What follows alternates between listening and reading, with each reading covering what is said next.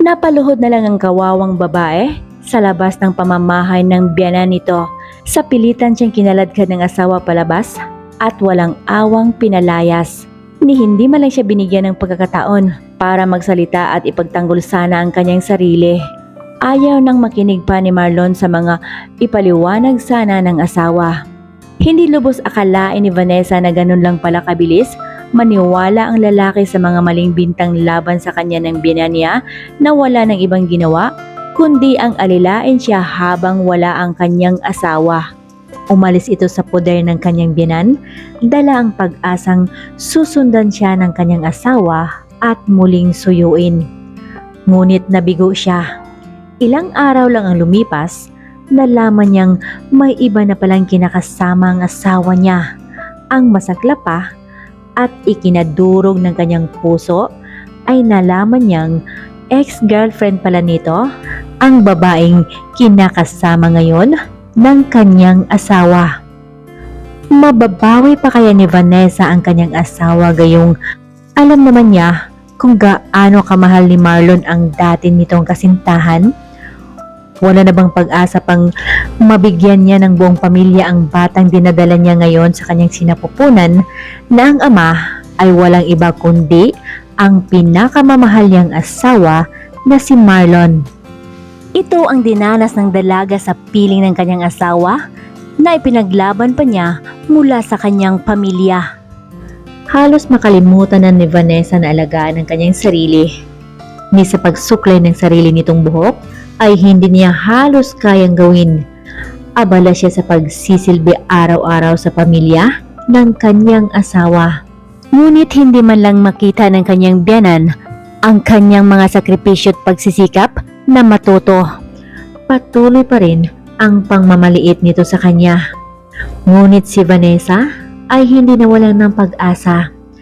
Tiniis niya ang pagod at hirap ng kalooban basta lang makasama ang lalaking tinatangi ng kanyang puso. Hindi siya dapat magpatalo dahil alam niya na pagsubok lamang lahat ng iyon. Nakahanda siyang magtiis hanggang naroon ang kanyang asawang si Marlon sa kanyang tabi. Hindi alam ni Marlon ang nangyayari sa loob ng kanilang tahanan habang magkasama si Vanessa at ang kanyang ina. Lahat ng mga gawaing bahay, inaasa na lang ni Aling Josefa kay Vanessa. Yun lang naman daw ang silbi niya bilang asawa ng kanyang anak. Ang isang babae na katulad niya na walang maipagmamalaki, na kahit pamilya ay walang maipakilala, ay nararapat lang na gawin niyang utusan. Para naman daw may silbi ito. Laging bukang bibig ng ambisyosa nitong biyanan. Hindi maintindihan ni Aling Josefa kung papaano lumaking walang alam sa mga gawaing bahay ang isang babaeng ulilang lubos na kahit simpleng pagprito lang ng itlog ay hindi pa marunong. Nang galaiting aniya ng matanda. Araw-araw na ganon ang naging buhay ni Vanessa kasama ang bruha niyang biyanan. Lumalabas ang tunay na ugali nito kapag nasa trabaho na si Marlon. At bigla naman itong mag-transform sa pagiging ulirang biyanan kapag nariyan na ang anak na si Marlon. Lahat ng mga pang-aabuso ng matanda, kinakaya pa rin ni Vanessa. Umaasa siyang balang araw, magbabago pa rin ang biyanan niya at kusa na lang siyang matatanggap nito kapag matuto na siya sa lahat ng mga trabahong inaatas nito sa kanya. Kaya naman, mas lalo pa niyang pinagsikapan para mabilis na matuto. Napaka-inutil mo talagang babae ka! Bulyaw ni Aling Josefa na siya namang ikinagigimba ni Vanessa. Nahawaan daw kasi ang paborito nitong bestida. Ipinangalandakan pa naman ito ang halaga, kayong hindi naman pala limited edition. Kung alam na ng matanda na kahit isang mall pa, kayang-kayang bilhin ng dalaga. Kung ano-ano na lang ng mga masasakit na salita ang ibinato ng matanda laban sa kanya. Nang dahil lang sa bagong bestida nito na nahawaan ng kulay na hindi naman alam ni Vanessa kung papaano nangyaring nahawaan ito dahil hinahandwash naman niya iyon. Napapaluhan na lang si Vanessa dahil sa sobrang sama ng loob. Araw-araw na lang ipinapamukha ng matanda na siya ay isang walang kwentang babae. Wala na nga may pagmamalaki, wala pang silbi. Mga salita na parang patalim na paulit-ulit na humihiwa sa puso ng dalaga. Ang totoo, napakayaman ng pamilyang pinanggalingan ni Vanessa. Sobrang mayaman, pero ni minsan, walang natandaan ng dalaga na may kasambahay siyang minamaliit. Kung alam lang sana ng matanda na nagtapos siya as magna cum laude sa isa sa mga sikat at mamahaling university sa bansa at naging top-notcher pa sa board exam. Subalit, hindi kailangan ng malaman pa ng kanyang biyanan kung sino siya dahil batid niyang wala naman na siyang pamilyang babalikan pa. Malamang, ito na ang naging karma niya sa pagiging isang sutil na anak. Pinili ni Vanessa na iwanan ang sariling pamilya at ang karangyaan para lang makasama habang buhay ang asawa na si Marlon na siyang mahal na mahal niya. Gusto ng ama ni Vanessa na pakasalan niya ang lalaking pinili nito para sa kanya. Isang lalaki na katulad nila ang estado sa buhay, mayaman, sikat at makapangyarihan. Pero hindi pumayag ang dalaga. Napilitan siyang umalis sa poder ng kanyang ama para ipakitang kayang-kaya niyang mamuhay mag-isa nang hindi umaasa sa pera ng kanyang pamilya. Tinago niya ang tunay niyang pagkatao at solo na nakipagsapalaran. Kung ano-anong trabaho na lang ang pinapasukan niya. Kahit maliit ang sahod, basta marangal lang, pinapatos niya na. Sa mall na kanyang pinapasukan, doon niya nakilala si Marlon. Katrabaho niya ito. Hindi akalain ng dalaga na sa isang simpleng lalaki lang pala, titibok ang puso niya. Itinago pa rin niya ang kanyang tunay na katauhan maging sa nobyo nitong si Marlon. At isa pa, batid ni Vanessa na sa puntong iyon, tuluyan na siyang itinakwil ng mayaman niyang ama.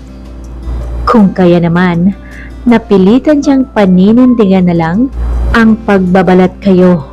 Ganon na lang ang pagkadismaya ng matapobreng ina ni Marlon matapos maipakilala ng binata, si Vanessa. Hindi manhid ang dalaga na hindi mararamdaman ang pagkadisgusto ng ina ni Marlon sa kanya.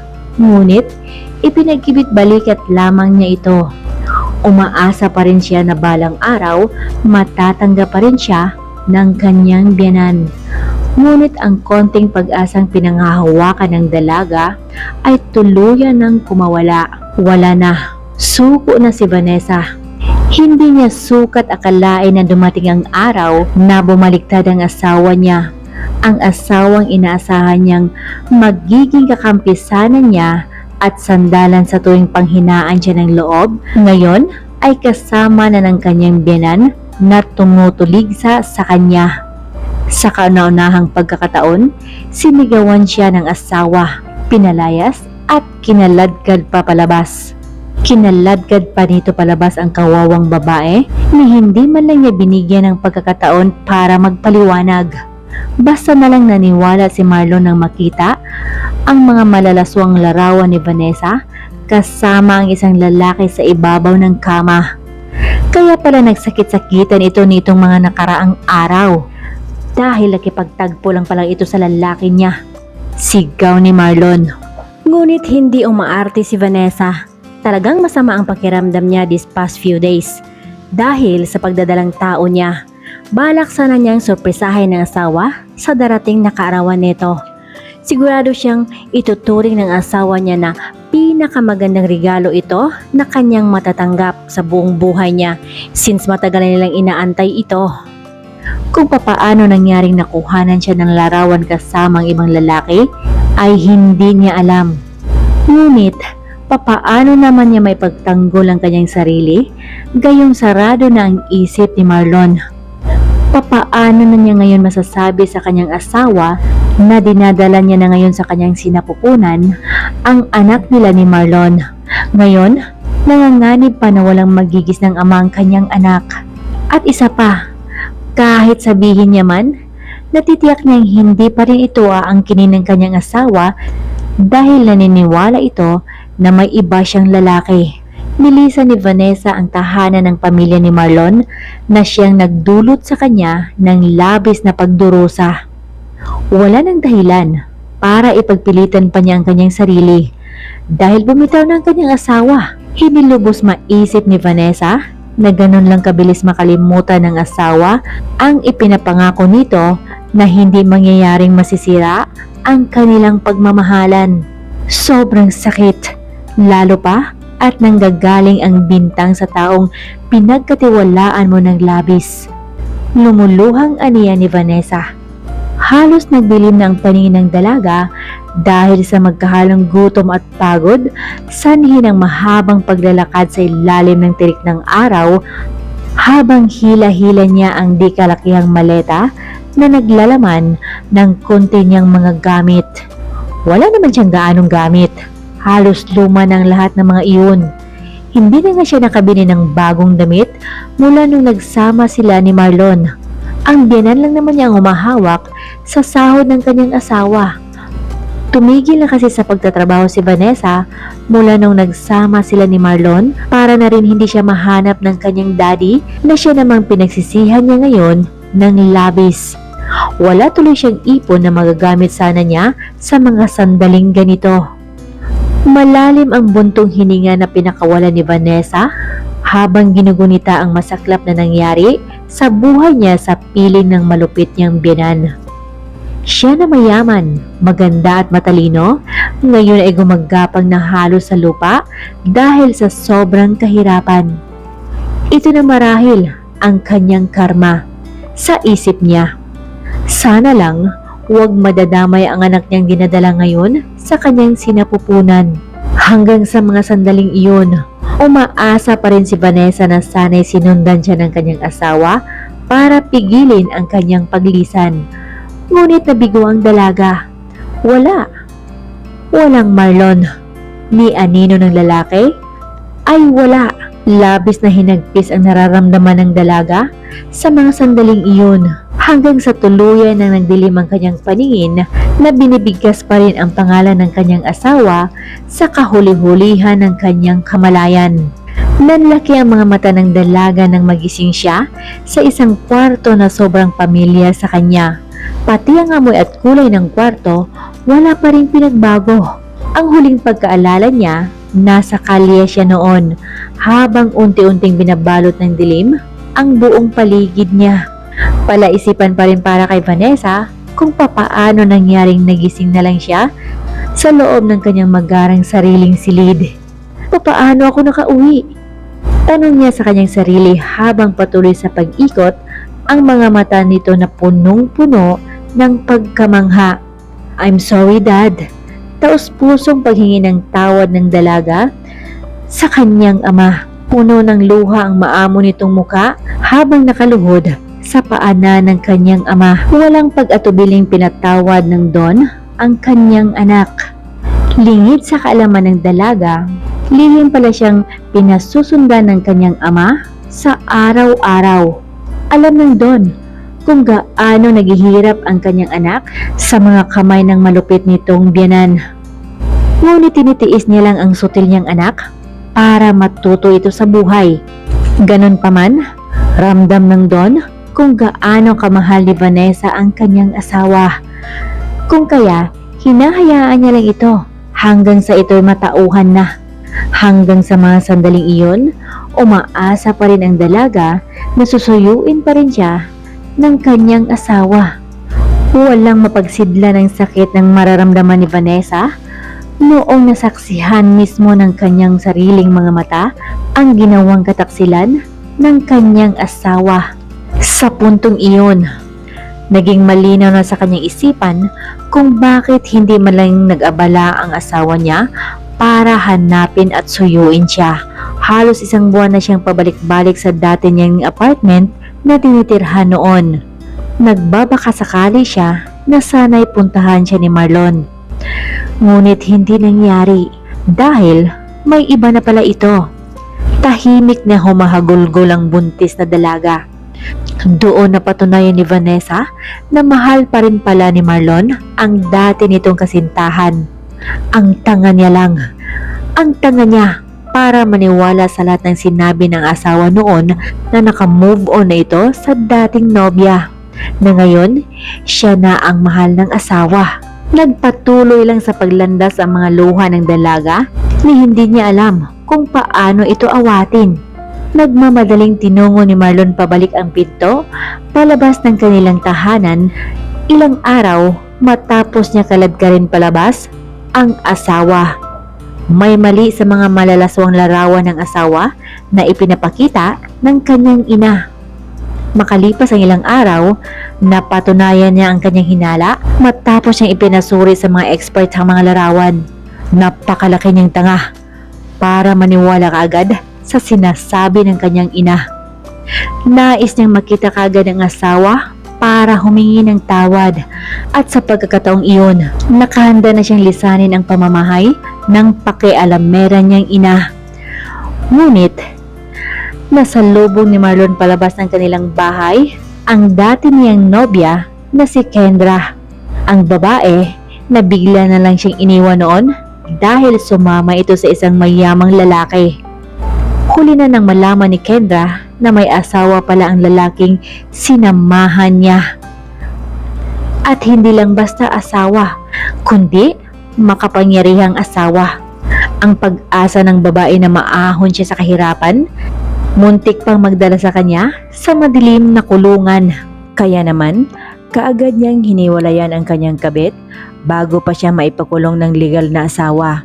Orang masakla pa, baka lihim pa siyang ipaligpit nito na siya namang labis na ikinatatakot ni Kendra. Nagpapaawang effect na kwento niya kay Marlon na halata namang umaarte lang ito.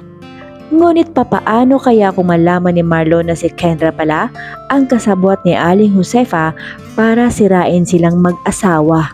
Umaasa pa rin si Kendra na tanggapin siya muli ng lalaki dahil alam naman niya kung gaano siya kamahal ni Marlon noon. Kaagad na naglaho ang mga pang-akit ng ngiti ng babae na may iba na siya ngayong minamahal at walang iba kundi ang kanyang asawa. What? Nag-asawa ka na? Gulat kunyari na wika ng babae. As if naman, hindi pa nito alam. Kaagad na naglaho ang mga pang-akit ng ngiti ng babae nang sabihin ni Marlon diretso sa mga mata ng babae na hindi na siya mahal nito. Buong pagmamalaking ibinida ng lalaki ang kanyang asawa sa harap ni Kendra, na ngayon pala isipan palang para sa kanya kung saan niya hahanapin ang asawa. Labis niyang pinagsisihan ang padalos-dalos ng desisyon. Sinisisi niya ang kanyang sarili kung bakit siya nagpadala sa mga sulsol ng kanyang ina. Ngayong wala na tuloy ang asawa, saka pa niya naisipang humiwalay ng tirahan sa kanyang ina. Ang laking tanga niya lang para ipagkatiwala ang inosenteng asawa niya sa kanyang ina, gayong alam naman niya na sa umpisa pa lang, tutol na ito sa biglaang pagpapakasal niya sa isang babaeng ulila at walang-wala. Sarkastikong tumawa ang babae nang walang maipakitang asawa si Marlon na ang ibig sabihin lang nagsinungaling ito. Well, sa kabilang banda naman, alam na ni Kendra ang tunay na nangyari sa kanilang mag-asawa bago pa man ito umeksena. Nauna na nakipagchismisan si Aling Josefa sa kanya. Kaya ganun na lang kalakas ang loob ng babae para muling lapitan ang dating kasintahan. Ngunit doon na napatunayan ni Marlon na wala na siyang pagtingin sa dating nobya. Naglaho ng kilig at pananabik sa tuwing makikita niya ang dating kasintahan. Tagumpay na nakuha ni Vanessa ang puso ng asawa. Ngunit papaano pa maipadama ng lalaki ang pagmamahal niya ngayong wala na ang asawa? Panghihinayang niyang usal sa sarili. Dumaan ang mga araw, naging buwan, hanggang sa umabot ng mga taon. Patuloy pa rin na bumabalik si Marlon sa maliit na apartment na tinitirhan ni Vanessa noon. Nagbabaka sakali siyang sana'y magaway muli doon ang asawa. Kung sana'y noon pa niya ito ginawa, siguradong makikita niya doon ang asawa. Ang tagal kayang naghintay si Vanessa sa kanya noon. Di sana'y nakahingi na siya ng tawad sa asawa at muli silang nagkaayos, na siya namang nais niya sanang gawin noon, ngunit hindi nangyari dahil nakabuntot palagi si Kendra sa kanya. Iniiwasan niyang malaman ng babae ang lugar ng kanyang asawa. Alam niya na mas lalo pang sirain ng desperadang babae ang lumalabong relasyon nila ng kanyang asawa. Ngunit ang hindi alam ni Marlon, noon pa man, durog ng puso ng asawa nang masaksihan mismo ng mga mata ni Vanessa kung papaano nakadingkis ang mga kamay ng babae sa matipunong braso ng asawa niya habang naglalakad ang mga ito palabas ng bahay. Wala pang isang buwan, kaagad na siyang pinalitan ni Marlon. Lumuluhang aniya habang pinagmastan ang dalawang masayang naglalakad. Hanggang sa mga sandaling ito, napapaluha pa rin si Vanessa kapag maalala niya ang tagpong iyon. Kasabay ng matuloy na paglipas ng panahon, ganun din kabilis ang pagbabago ni Vanessa Kate Altamirano. Pinatibay siya ng mga pagsubok na kanyang pinagdaanan. Sobrang laki ang naiambag sa kanyang pagbabago ang pagdating sa buhay niya ng nag-iisang lalaking naging inspirasyon niya upang mananatiling matatag at matutong lumaban. Si Nathaniel Altamirano Sandoval. Ipinadala pa rin ni Vanessa ang apelyido ng tatay nito at hindi naman ito tinututulan ng Don. Mahal na mahal ni Vanessa ang kanyang anak na handa niyang ipaglaban ito hanggang kamatayan. Akala pa nga ng dalaga noong una ay hindi matatanggap ng Don ang batang pinagbubuntis niya. Kung kaya, nagdesisyon siyang muling umalis ng mansyon. Natatakot siyang malaman ng kanyang daddy na nagdadalang tao siya at baka ipalaglag nito ang bata. Dahil nga, alam niya kung gaano ito namuhi sa ama ng kanyang pinagbubuntis. Ngunit nauna nang magsalita ang daddy niya bago pa man siya tuluyang umalis ng mansyon. Nalaman na ng Don ang kanyang pagbubuntis noong unang araw pa lang na natagpuan siyang walang malay sa kalsada. Sa totoo lang, mas excited pa ang daddy niya na makita ang kauna-unahang apo nito. Dahil ito lang naman ang magiging tagapagmana balang araw sa lahat ng kayamanan ng mga Altamirano. Ang batang si Nathaniel ang naging daan para makalimutan ng kanyang ama ang matinding galit nito kay Marlon. Kaya naman, hindi na nagsayang pa ng panahon ng dalaga. Tama ng pagiging spoiled brat. Panahon na para bumawi sa malaking pagkakamali na nagawa niya sa kanyang ama. Matyaga niyang pinag-aralan ang pagpapatakbo ng mga negosyo na alam niya na siya lang din naman ang nag-iisang magmamana nito balang araw. At ngayong bihasa na si Vanessa sa pagpapatakbo ng kanilang mga negosyo, nakahanda na rin ang Don na pakawala ng anak at hahayaan niya na ang dalaga na magpasya sa kung ano man na alam nito na tama. Ikatutuwa niya ng labis kung gugustuhin man ito na ipagpatuloy ang buhay kasama si Marlon at ang anak nilang si Nathaniel. Dahil nararamdaman niyang mahal pa rin ni Vanessa ang kanyang asawa. Ang kadahilan ng ayaw pa rin nito tumanggap ng manliligaw ay isang patunay lang na si Marlon pa rin ang iniibig ng kanyang anak. Nakahanda na ring tanggapin ng Don ang lalaki bilang nag-iisang manugang matapos niya mapatunayang nagkamali si Vanessa sa kanyang inaakalang may ibang babae ang kanyang asawa. Natuklasan ng Don ang katotohanan noong lihim niyang pinapasubaybayan ang lalaki. Imbis na kamuhoyan niya ito, naawa patuloy siya sa dinaranas na pagdurusa ng kanyang manugang. Nalaman ng Don kung gaano nagsisisi si Marlon sa ginawa nitong pagpapalayas kay Vanessa. Sa katunayan, si Marlon na ngayon ang nakatira sa maliit na apartment na inupahan ng kanyang anak noon. Umaasa pa rin kasi ang lalaki na muling babalik si Vanessa sa lugar na iyon. It's been 4 years since pinutol ni Vanessa ang kaugnayan niya sa kanyang asawa. Yes, 4 na taon ang lumipas ngunit hanggang ngayon, hindi pa rin siya naka-move on. Napakasakit para sa kanya dahil ibinuhos niya ang buong tiwala nang sinabi ng asawa nitong siya na ang mahal nito, na naka-move on na ito sa dating kasintahan. Kaya nga nagawa niyang magtiis sa pagpapaalipin sa kanyang biyenan. Dahil pinanghahawakan niya ang pangako ng asawa, ngunit sa isang iglap, kaagad siyang initsapwera nito noong bumalik ang dati nitong nobya. Sobrang nadurog ang puso ni Vanessa. Gusto niyang kamuhian ng asawa at tuluyan ng kalimutan ang salawahang si Marlon. Ngunit hindi niya magagawa dahil naroon ang anak niya Nakamukhang kamukha pa ng ama na siyang palagi nagpapaalala sa kanya. Lalo pa ngayon na nag-umpisa ng magtanong si Nathaniel tungkol sa kanyang ama. Kung hindi lang sana sinabi ng daddy niya sa bata na nasa malayo lang ang ama nito and soon he will come back, hindi sana siya kinukulit ng kanyang anak ng ganito ngayon. Hindi niya maintindihan kung ano ang gustong mangyari ng kanyang daddy.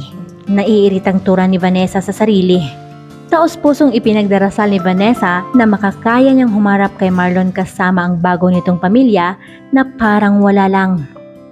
Dahil soon, nakatakda ng mag-cross muli ang kanilang landas. Kahit ay gusto man niyang iwasan, ay hindi pwede. Dahil nga, business is business eka nga. Hindi siya dapat na matakot dahil wala naman siyang ginawang kasalanan. Bagkus, siya pa nga ang naging biktima noon. Wala na rin siyang balak na ungkatin pa ang nakaraan.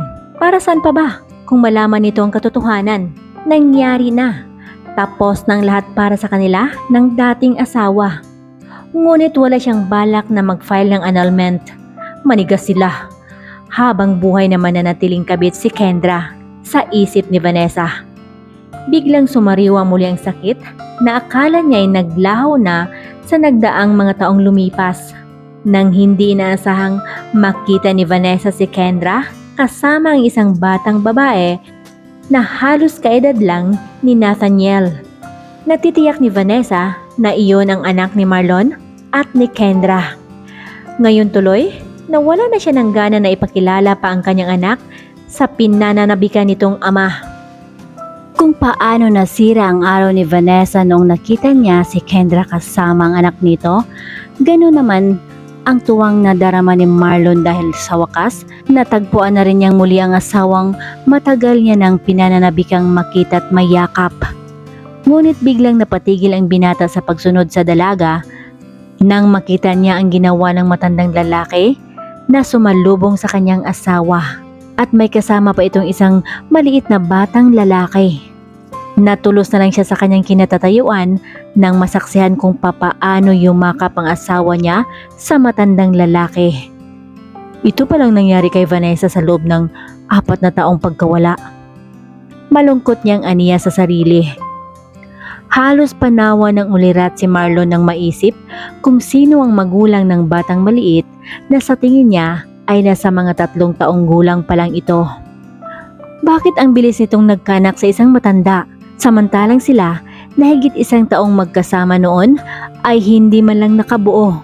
Kung sana'y nagkaanak lang sila ni Vanessa noon, malamang kasing laki lang ng batang iyon ngayon.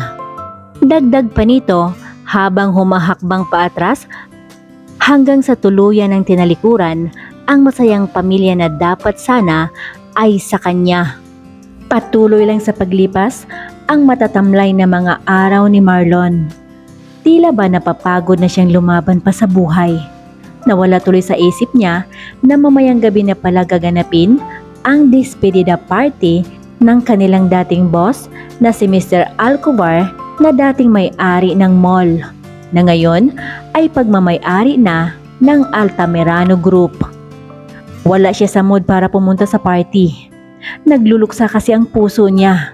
Kung kaya, hindi niya alam kung papaano siya makipagplastikan sa mga taong naroon. At isa pa, nawala na rin siya ng gana pang magpatuloy sa pagtatrabaho sa mall na iyon dahil aalis na rin naman si Mr. Alcobar na siyang naging malapit na sa kanyang puso sa loob ng 4 na taon. Lalo pa at iba na ang naging may-ari ng mall na yun ngayon. Sigurado siyang malaki na rin ang magiging pagbabago nito, lalo pa at isang nambuhalang kumpanya ang nakabili nito. Actually, kaya lang naman siya nagtsatsaga doon dahil kay Vanessa. Umaasa siyang babalik ang asawa niya sa lugar kung saan sila unang nagkakilala. At oo, nangyari nga. Bumalik si Vanessa. Ngunit, ibang Vanessa na ang kanyang nakita. Ngayong sigurado na siyang wala na talaga silang pag-asa pang magkabalikan ng asawa niya, it's about time para i-let go na ito. Pipilitin niyang mag-move on kahit masakit dahil kinakailangan at magagawa lamang niya iyon kapag aalis siya ng bansa. Final niyang desisyon. Tamad na nagtungo si Marlon sa despedida party ng kanilang boss. Kailangan niyang pumunta para makapagpaalam na rin siya ng maayos sa matanda. Personal pa naman siyang inimbitahan nito. At sigurado siya na mamimiss niya ang matandang ito. Nagsimula silang naging close sa isa't isa nung naging manager na siya sa isa sa mga department ng mall. Kaya naman, pati personal na buhay niya na ikwento na niya sa matanda. Wala na rin naman kasi siyang ibang mapagkatiwalaan maliban lang kay Mr. Alcobar na parang ama na rin ang turing niya. Sa totoo lang, mas may tiwala pa siya sa kanyang boss kaysa sarili niyang ina na hanggang ngayon hindi pa rin niya kayang harapin. At malamang mapatawad lang niya ito kapag mapatawad na rin siya ni Vanessa. Bungad pa lang ng venue, napakagarbo na. Halatang pinaghandaan talaga ni Mr. Alcobar. Hindi akalain ng mga empleyado na ganito pala kabongga ang despedida party ng mabait nilang boss. Ngunit hindi doon natuon ang isip ni Marlon, kundi sa mga katagang iniwan ng boss na tila ba may gustong ipahiwatig ito. Ganun pa man, pilit pa rin niyang iwinak si Iyon. Nais niya lang na matapos ang party na ito na walang aberyang mangyari. Ngunit bakit ba tila ayaw siyang tantanan ng problema? Sa isip niya, nagpalakpakan ang lahat maliban kay Marlon matapos may pakilala kung sino ang bagong may-ari ng mall. Halata ang labis na pagkagulat ng binata. Para bang pinagsakloban siya ng langit nang tinawag ng matanda ang babaeng nag-iisang prinsesa daw sa buhay nito na walang iba kundi si Vanessa. Vanessa Domingo Altamirano. Nagtaka man si Marlon kung bakit dinadala na ng dalaga ang apelyado ng matanda gayong hindi pa naman sila legal na hiwalay. Ngunit hindi na niya binigyan pa ng pansin iyon. Tanging nanonood sa buong puso't kalamnan niya noon ay ang sakit. Sobrang sakit na hindi niya mawari. Akmang tatalikod na si Marlon, dala ang labis na pagsisisi kung bakit pa siya pumunta doon. Nang biglang harangin siya ng dating boss. Itinuro nito ang entablado kung saan naroon ang matanda kasama si Vanessa na noon ay halatang naguguluhan na rin sa mga nangyari. Biglang natahimik ang lahat nang inaanyayahan ng Don na paakyatin ang kanyang nag-iisang manugang na walang iba kundi si Mr. Marlon Sandoval. At inulit pa talaga ng Don. Sabay turo sa kinaroroonan niya dahilan para mapalingon ang lahat ng mga taong naroon. Dahan-dahan naman siyang itinulak ng dati niyang boss palapit sa entablado. Napakalawak ng mga ngiti nito nang malingunan niya. Ito pala ang laman ng mga kataga na sinabi niya kani-kanina lang. Wala nang nagawa si Marlon kundi ang tuwid na lumakad patungo sa kinaroroonan ng dalawa. Dahil ang mga nagkikislapang kamera ng mga osyoserong reporters ay nakatutok lang naman sa kanya. Sigurado siya na siya ang magiging headline kinabukasan. Lutang man ang isip ng binata, ngunit nagawa pa rin niyang salubungin ng isang maaliwalas na ngiti na puno ng paggalang ang mahigpit na yakap ng Don sa kanya. "Welcome to our family, Marlon," bulong ng Don habang sila ay magkayakap. Isiniwalat ng Don ang katotohanan na ang batang nakita niya kahapon ay anak ni Vanessa. Anak nila ni Vanessa na siyang ikinagulantang ni Marlon. For the second time around, muli na namang nagkamali ang binata sa iniisip niya tungkol sa kanyang asawa. Kaya naman, nararapat lang na paghirapan niyang makuha ang kapatawaran mula sa kanyang asawa. Isa pa sa mga pumipigil kay Vanessa ay ang isiping paano na si Kendra at ang anak nito. Sa puntong iyon, si Marlon naman ang nagpaliwanag na siya namang pinatotohanan ng kanyang daddy. Namangha pa si Vanessa. Kailan pa nagsimulang kumampi ang daddy niya sa lalaki na sa simula pa lang rejected na ng kanyang ama. Sa huli, napatawad na rin ni Vanessa ang asawa dahil wala naman talaga siyang kalaban-laban sa magbiyenan na nagkakampihan na. Idagdag pang anak niya na ngayon ay nagsimula ng maghahanap tungkol sa kanyang ama. Napatawad na rin ni Vanessa si Aling Josefa sa paglipas ng panahon. Si Marlo na ang nagpapatakbo sa buong mall since yun ang nakasanayan niyang trabaho, habang si Vanessa naman abala din sa mga negosyong hawak niya.